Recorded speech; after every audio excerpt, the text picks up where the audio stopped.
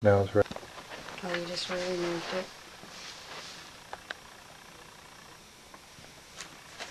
There we go.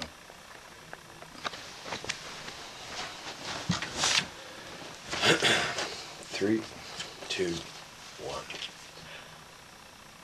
Hello, I'm Alvin, and this is Colleen, and we'd like to welcome you to PAC, Parents of Apprehended Children, which is a discussion group on children who have been placed in the custody of the ministry. Today we're going to be discussing a few things, mainly to arm parents who have had a knock on the door by social workers um, looking for information or wanting to start an investigation concerning your children. Um, I'm Alvin and this is Colleen. She'll be answering the questions and I'll be asking them. You said that already. Oh, did I? Just a little nervous, I guess. So let's start. What is a supervision agreement or supervision order?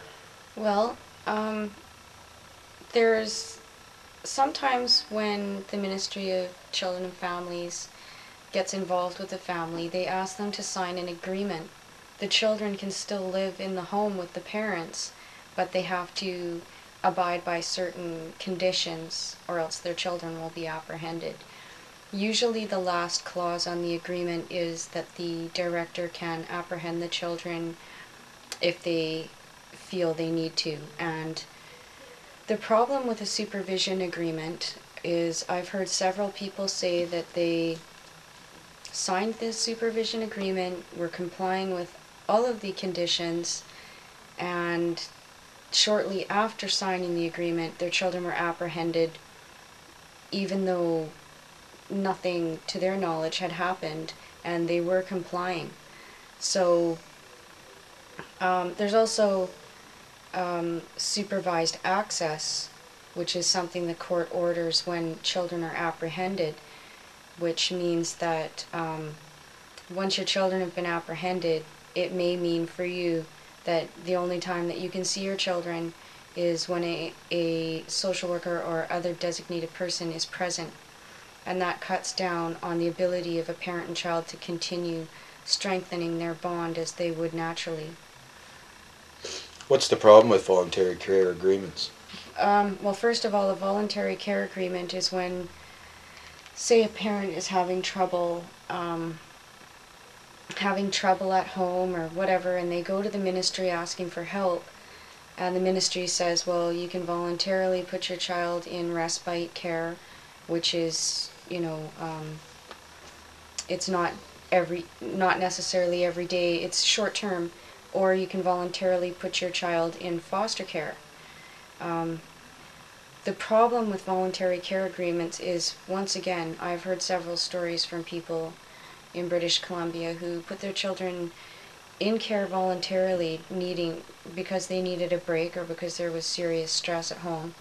And as soon as they tried to get their child out of voluntary care, that child was apprehended. And then they spend, the next however long fighting in the courts to try and get their child out of care. This is similar now. About 4 or 5 years ago, I used to work in a home for the mentally challenged, and parents of mentally challenged children who um, want their children to receive help by the government have to give up all their rights. This is basically the same thing, isn't it?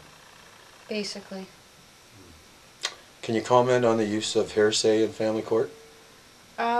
Well, there's lots of hearsay used in family court in different situations, but I think one of the most unfortunate uses of hearsay is that social workers are allowed to go into court and state what they heard a child saying, which basically means that, the social worker sits down, interviews the child, and then goes to court and says, well, the child doesn't want this, or the child does want this, or this is what the child told me happened. And the problem with that is um, oftentimes people have told me that social workers have got the story wrong when they've gone to court.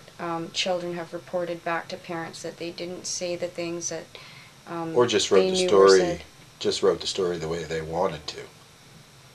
I don't know about that, but I'm just saying that the story gets mixed up that way, and the child's um, true opinions don't get heard.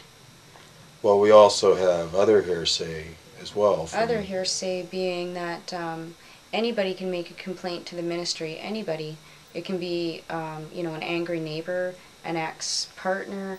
Anyone can make a complaint, and the ministry can go into court and use that complaint without any evidence to back up what the complaint was. And they can also take conversations with professionals and come into court with no evidence to back up what that professional really said. So that causes a great amount of grief for a lot of parents. A lot of hearsay is not given under oath, but usually submitted during casual court appearances where we're there to set dates and the reasons that we want to set dates or they want to set dates. They'll come up and they'll say, this is why we want to set this, and then all of a sudden something gets blurted out that a parent has never heard. That does happen. I've seen that a lot, and it does leave an impression on the court. But it's also true that, social workers take the stand and state, well, they can say anything, in one particular case, a social worker took the stand and said, we believe this woman has Munchausen's disease because her doctor reported that to us. But when you try to get the evidence together to show the diagnosis of Munchausen's, or if the doctor even really said that, there's no evidence to be had. But the judge still is left with the impression that Munchausen's disease could be a possibility, and then the judge makes orders around what the social worker has said, even if no evidence is provided.